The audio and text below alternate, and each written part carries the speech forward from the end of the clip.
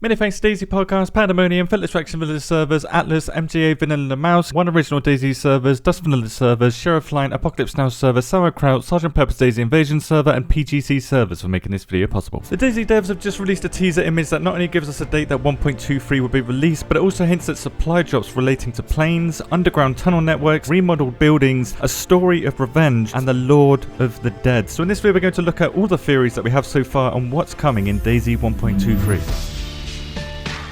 To start with, the biggest change in 1.23 will very likely be the Northwest Airfield update or rework, which is shown here in the center.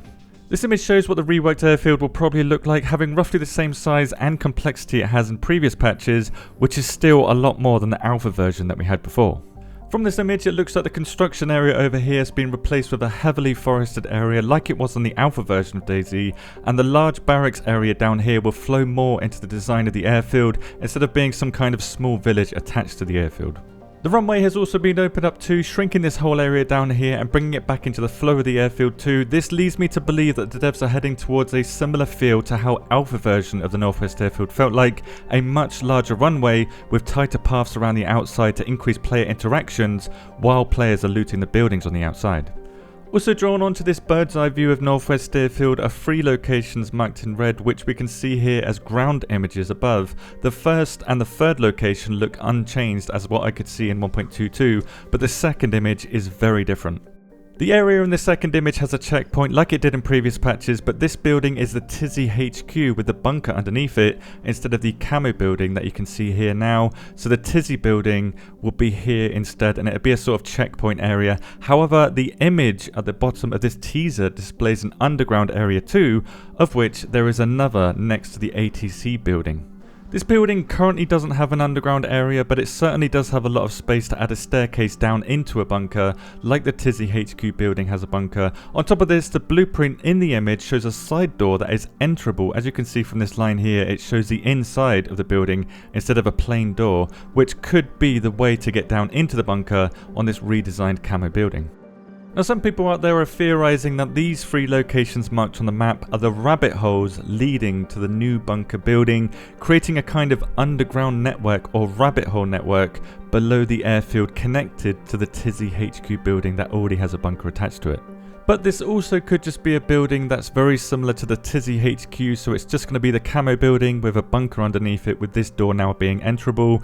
Simply a small area underneath a remodeled camo building. That could also be the case, but I believe there may be a stronger type of enemy in this area. The biggest teaser on here is this image because it says The Secret right above it, making me believe that this is something that we haven't heard of yet that connects all of what we know so far together. This image is an Aztec god known as the Lord or the God of Death, which according to Wikipedia is the god of the lowest, most northern part of the underworld. Now with Halloween coming up, this would make sense for an event of some kind underground. This would tie the Northwest Airfield update with Halloween as some sort of enemy underneath the ground that you could fight inside this bunker. But if it's not some sort of event, it could be tied into the mysterious 1.22 trailer that we got recently. In this trailer we saw tables of weapons in a church, which are the same tables of gear that we see in this teaser image here, which could just be a coincidence, but what really ties all of this together is the green beret on the whiteboard here, which is the same beret seen in the trailer and obviously in this teaser image in the same church, which is marked on the teaser here as a squad drop zone. This is where the church is.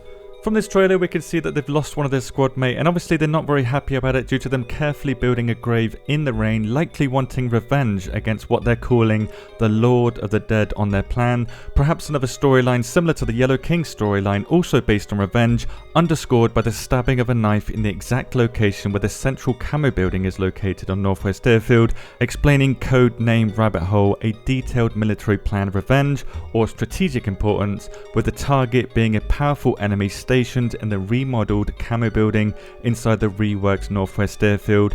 3 of them are left in the squad, 1 Lord of the Dead. What that Lord is anyone's guess. It could be some kind of new threat that we need to squad up and deal with, or it could simply be part of a new storyline to hype us up to get us going to Northwest Airfield in this patch.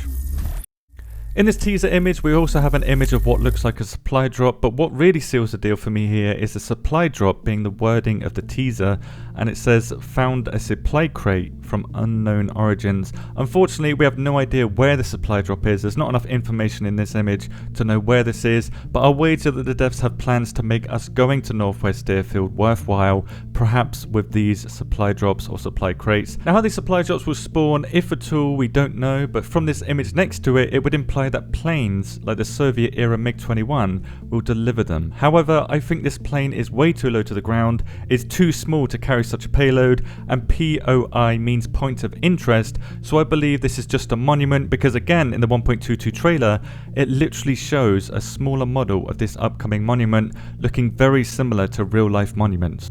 My theory for where this supply drop will be is based on this center image, because as you can see, the downed cargo plane that we had in previous patches has been moved to the middle of the airfield. It's no longer at the end, it's in the middle, perhaps meaning that this is where a static supply drop will be, which in this case should be named a supply crate, just like the developer called it, a supply crate, a static crate positioned in an extremely exposed area in one of the most dangerous places to go in DayZ, in a reworked area that the developers want us to visit. There's going to be some sort of special loot at this cargo plane, that's my theory.